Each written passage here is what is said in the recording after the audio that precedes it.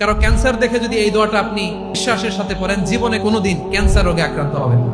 দুর্ঘটনা দেখে যদি পড়েন, ওই দুর্ঘটনা আপনাকে স্পর্শ করবে না। যে কোনো কারো বিপদ দেখে যদি কোনো বিশ্বাসী বান্দা এই দোয়া পড়ে, বিশ্বনবী বলেন লাম ইউসিবহু যালিকাল বালা, ওই বিপদ তাকে আর ধরবে না। উফিয়া মিনহু মিন যালিকাল বালা কাইনাম মা কান, সে যতদিন হায়াত পাবে কোনোদিন ওই বিপদ তাকে স্পর্শ করবে না।